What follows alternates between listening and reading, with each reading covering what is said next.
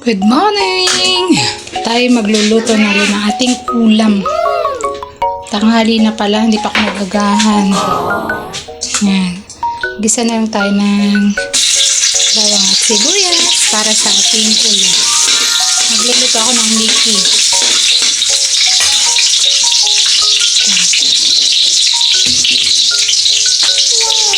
Ang kanyang lutuin ngayon. Uy! Ha?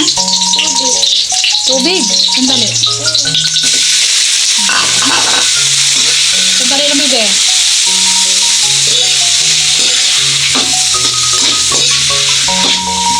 Lakasan natin ng apoy. Ba't tingnan mo kaya ka umakyat? Oo. Kamagpata ka, bebe. Ha? Lagyan na natin ang ating mahiwagang noodles. Luluto tayo dito sa ating sinaunang kawali. Masarap ito paglutuan kasi sinaunang pamana ng mga kanununuan to. Sais. Ano ba, bibigyan?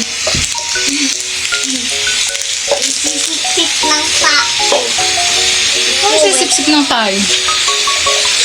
Tain ng kalabaw. Bakit? Nag-ano dyan? Ha? Oh, siguro tayo. Lalagyan lang natin ng more. Damatay nga mamama. Bakit ga? Ha? Anak? Iinom ng tubig pa ikul-tubol. Ngayon natin ng konting tubig para may sabaw. Oo, palis. Oo. Wow! Loob. Yan, at saka noodles. Mickey. Kain tayo.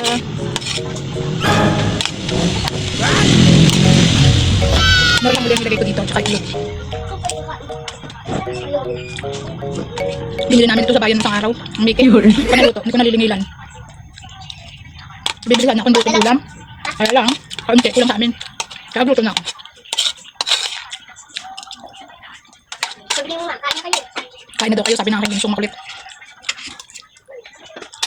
No, yun ng gulay. Meron nakilig. Huwag may tagam dyan, maglalanggam yan. Maglalanggam. Saan, langgam na din. Nilagay ko. Makulong kulay, tapos ito. Kalang maaga pa, lusunsin na pala. Tapos nakalay bukas.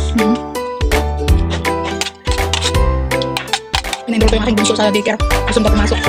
Kainin doon ko tapos isang oras ito minute nindol. Hintay ko yung labas. Kaya bumalik pa. Bebe. Bambait ni bunso, nilagay ako. Nabalik ka ngayon. Nagpailong siya, mula sa labas. Sanay, tuloy-tuloy na biha. Hindi ka magkabantay sa mama ha. Saan, taga-saka. Hindi na pala yung pinto pero nandun ko sa labas. Diyan mo ito na. Pagkakan ko. Wala mga, salang ko yun. Wala.